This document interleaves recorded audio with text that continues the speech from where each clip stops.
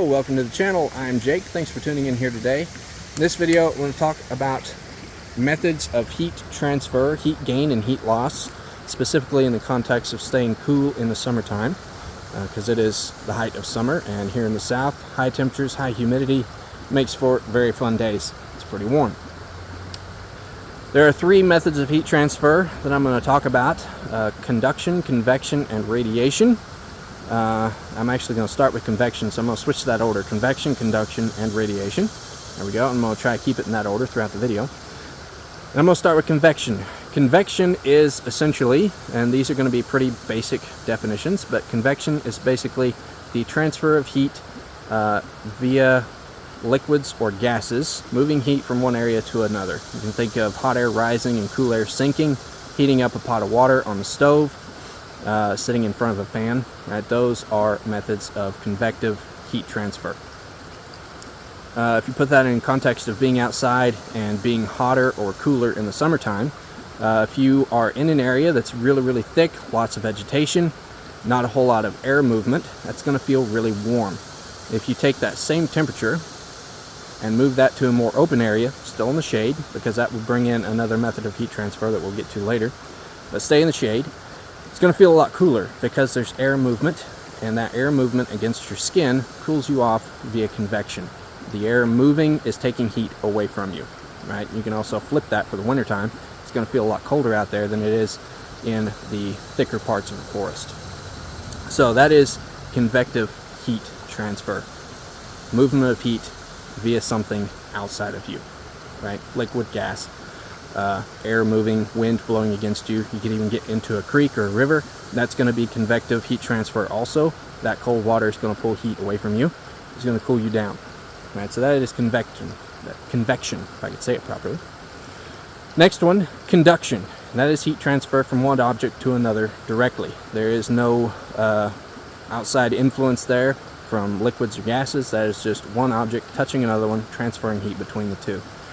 And that you can think of as a hot rock that's been out in the sun. You touch that, that's really hot. That is conductive heat transfer from that rock to you, and it's burning you. All right, same thing if you take a rock out of a creek. That's probably going to be pretty cool. You hold that rock, it feels cool against your skin. Same thing, except instead of the rock transferring heat to you after it's been in the sun, that rock is taking heat from you because it's cooler than you are. And that same thing can be applied to sleeping on the ground. A lot of people will talk about having sleeping pads or sleeping mats to lay on when you're camping, or making a debris bed or something like that in an emergency situation to prevent conductive heat loss to the ground. The ground has a much larger mass than you, and no matter what the temperature of it is, it's probably going to pull more heat away from you than it's going to give you. An example of the opposite of that might be in a desert in the middle of summer. Sand's going to be really hot, so it's going to burn you. But generally, the earth is a much larger mass than your body, so it's going to pull heat away from you, and that is conductive heat loss. And that could be a way to stay cool in the summer. If you're out somewhere and you're just feeling really hot, there's no water around to get into, there's not much wind, you could dig a small hole in the ground, go down a few inches. That soil is going to be a lot cooler than the surface. You just lay down in that hole, and that's going to pull some heat from you, right? So conductive heat transfer. One object to another directly, transferring heat back and forth, depending on which one is larger, which one is cooler. There's some variables there, but that's what's happening. Last one is radiation, and that is feeling heat coming to you, right? You can think about that from a fire. You build a fire and put your hand up to it, you can feel that heat on you, and that is radiating heat toward you. Prime example in the summertime of radiation making you really hot is the sun, right? So there's a few ways that you can combat that. One is to be in the shade.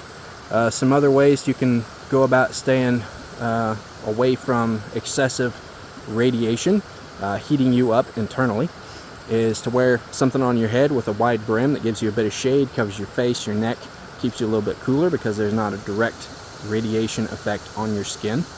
Some other things you can do: keep your skin covered.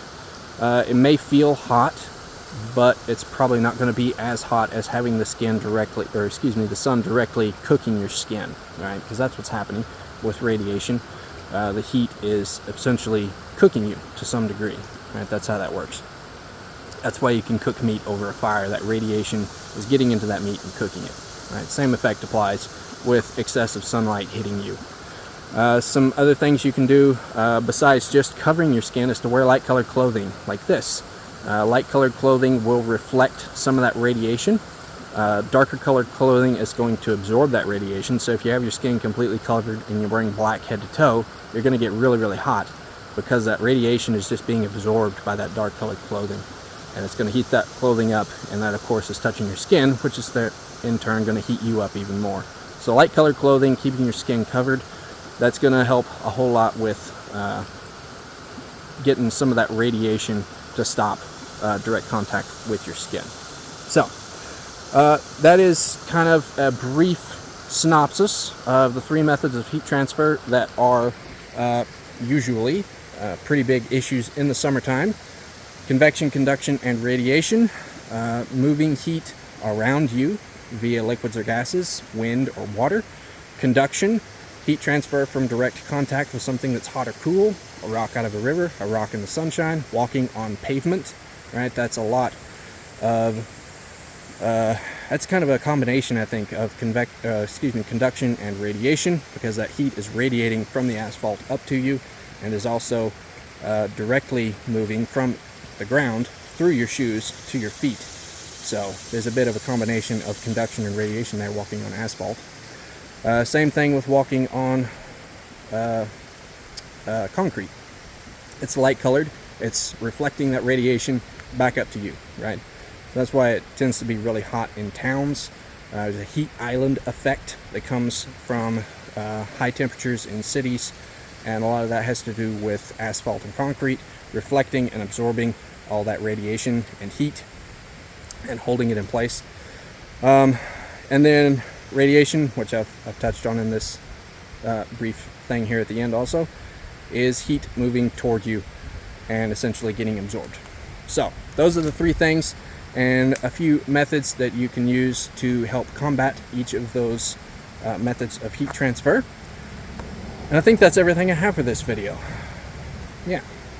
If you have any questions on any of this or any comments, leave those down in the comments below. If you have specific methods that you use to keep yourself warm in the summertime and to combat those methods of heat transfer, convection, conduction, and radiation, leave those in the comment too. I'm sure everybody would love to hear about that. I know I would. If you enjoyed this, I'd also appreciate it if you hit the like button, subscribe to the channel if you're not yet a subscriber, that would be great. Share the video with a friend, and until next time, go forth, enjoy yourself, and always come home safe.